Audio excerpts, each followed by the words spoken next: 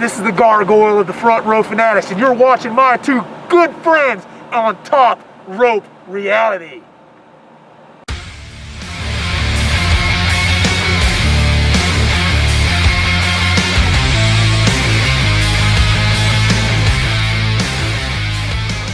Hello everybody, welcome back to part 4 of the list. That does not miss. Let's start off with 12 roster moves Dirty must make right now. Do it. Right now. And we're at number 11, Dolph Ziggler To Raw. Did we already do 12? We did 12, we did 12 last I don't time. remember who it is, do you? I don't remember who it is. If Dolph Ziggler called it a career tomorrow, no one would be surprised. But if he's going to stick around, he might as well be mixing it up with new blood and not the same stars he's already feuded with, like Randy Orton, Nakamura, Kevin Owens, etc. Ziggler's recent re-debut didn't show a ton of promise. And while he works better as a heel, he's suffering from a lack of real direction and motivation at the moment. His stint on SmackDown Live peaked when he feuded with The Miz, held the Intercontinental Championship for a few weeks, but he has been toiling away in the mid-card ever since then. Leaving the company altogether and finding success outside of WWE in similar fashion to Cody Rhodes would be Ziggler's smartest option. But in the meantime, one last run on Raw would be his best interest. There, he can help elevate Jason Jordan, who desperately needs a few credible victories, and maybe mix it up with Roman Reigns for the first time one-on-one. He won't win a world championship on Monday nights, but at least he will have a handful of fresh matchups before hopefully departing WWE. We already know they just announced recently that his contract got updated. I think they added another year on it. Did they? I think I read that. I haven't seen that nowhere about Dolph getting an extra year. I think I did read that somewhere. I know Nakamura kind of let the cat out of the bag going to Japan. He kind of did there, didn't he? Up next we have 10 WCW moments. You totally don't remember. I remember. He won't remember. He don't remember. I remember. He don't remember squat. He's a year older. His mind is gone. I am, I'm getting a little old now. Number 7, Disco Inferno as the deliberately uncool Filthy Animal. The NWO was WCW's single greatest creation. Looking to use that formula to create more success, the NWO template spawned a huge number of cheap knockoffs. Ironically, the best imitation came via D-Generation X over the WWF. WCW could never recreate what they'd achieved with the original New World Order. In late 1989, Vince Russo pushed guys like Rey Mysterio Jr., Conan, and Eddie Guerrero together as the Filthy Animals. Eventually, the group expanded to include Juventud Guerrera, Billy Kidman, and others. Oh yeah. And Disco Inferno also played a buffoonish rap character called Disco, D-I-S-Q-O, which is like Cisco, I guess. Right. This was a clear, oh, there you go, a clear homage to the real-life rapper Cisco. The thing you may not remember is Disco deliberately acting like the single least street character around, saying things like, "Word to your mother." The gimmick missed the mark because the former Inferno was so good at appearing uncool. I do remember that. You do remember that? I do. Well, you remember next time when number 6, Sting as a heel. And it was after he had done become a Christian, and it was after, he was very public about that kind of stuff, and it didn't feel right. Like Jim Ross as a heel. Thank you. Sometimes even TNA tried the whole heel Sting. No! Sometimes you just go away from stuff that doesn't work. Exactly. Up next, folks, Starrcade. 10 things you must do at Starrcade in 2017, which is next week, so we're not going to catch it. We're going to see if they did it or not. But we'll still go over the rest of the stuff. Yes. Number 10 is Number 10, air it on the network, for God's sakes. As things stand, it's not crystal clear whether or not WWE will beam Starrcade live onto the network. But they really should, given that Survivor Series will take place just 6 nights before. On Sunday, November the 19th, WWE had the chance to present a real throwback to your olden times here. Golden, too.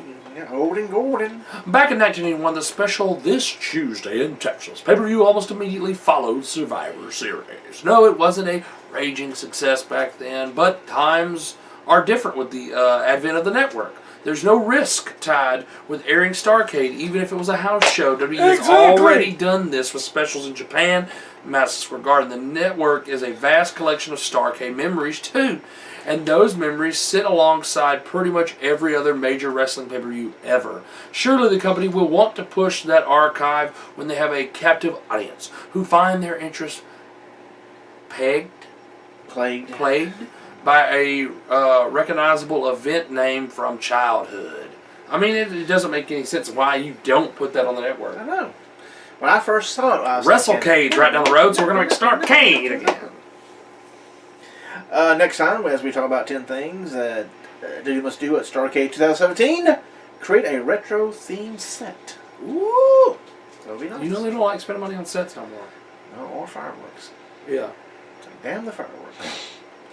And we're back with our favorite thing, the Montreal Screwjob, which is 20 years. 20 years! Just the other day. The other day, yes. So it's Brett spit in the face of Vince McMahon, and everybody was pissed because they didn't know nothing was going on.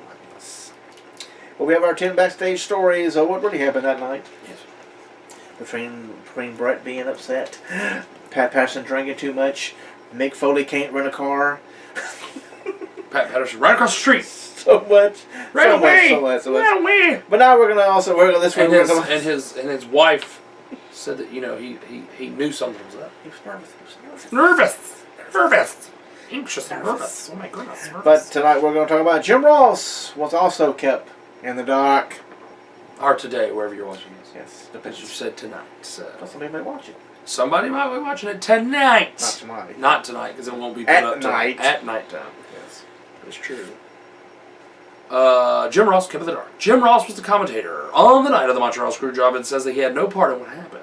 Many people have questioned this claim considering he was both the announcer and head of talent relations at the time. In an article for Fox Sports, he explains that Vince wanted to make sure that his hands were clean of the incident because he had to deal with the other wrestlers afterwards. Being the head of talent relations as EVP, Executive Vice President of the department, I was upset that McMahon had not confided in me of his covert actions. I wanted to keep you clean of this matter, he told me then.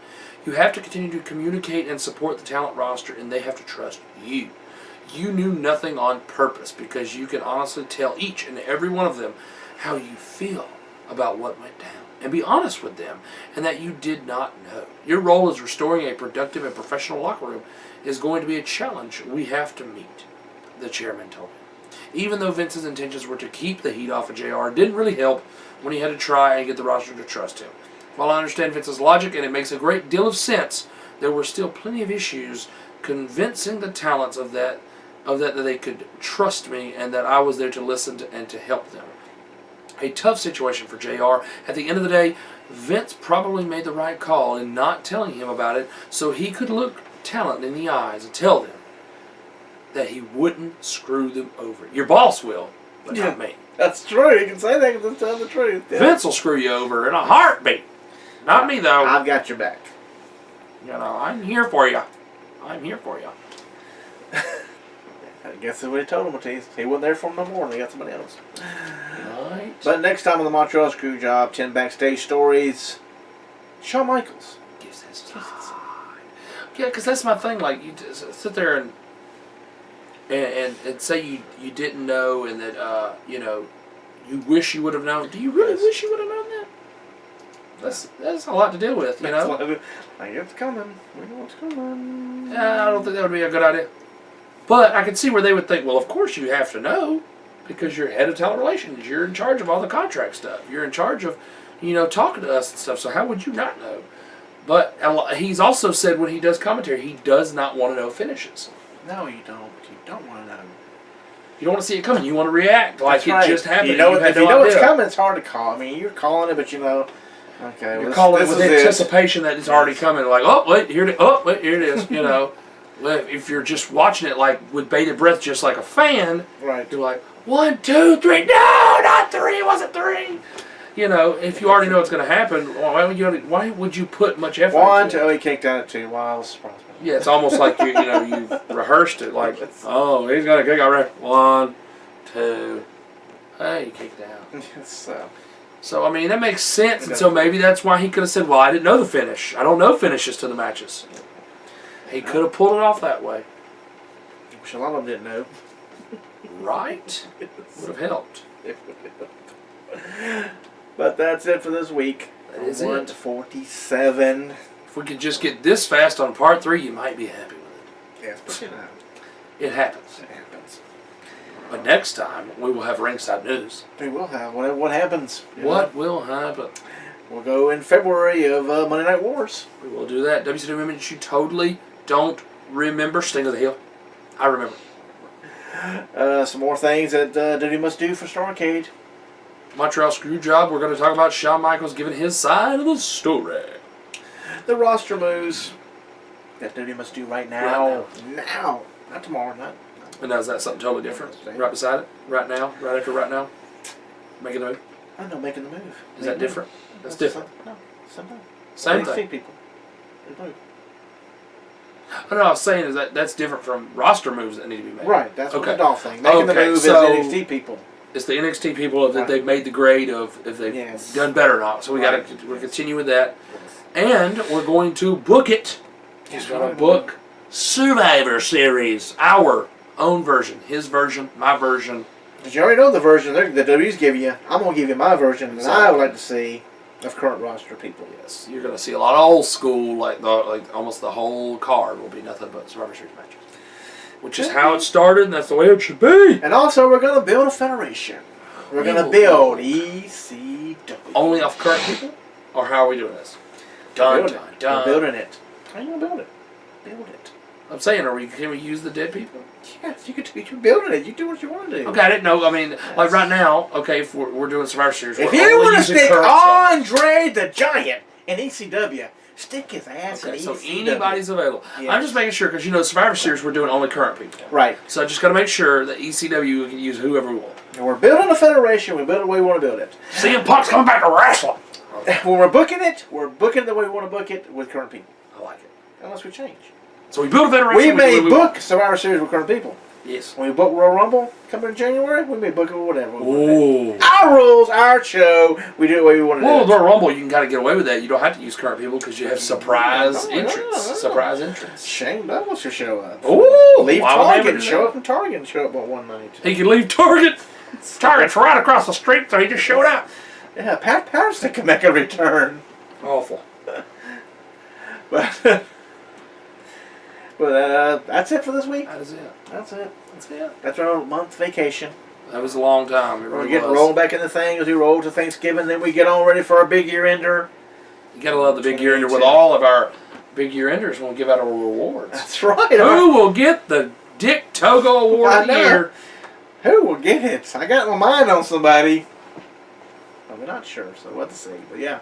Not gonna find out who you got on your mind. We're on the fast track to the end of the year. We are very fast track, yes. 2 weeks to Thanksgiving. What? Is that not crazy? It's time to Christmas, eat. and a While month we're away from Christmas, so yeah. on a diet, gotta eat. Well, you can always splurge on things. Small. Like that much of sweet potato casserole. That much. Just a smidge. Just run the extra mile for it. Right? Oh, walk it. Yeah. Well, I'm Mike Hogan. I'm just a cow. Thank you for watching this week. We'll see you next time right at Top Row Reality. Well, this guy might say... Just a smidge. Just a smidge. Yeah, this guy. Come on, this guy. This guy. This guy.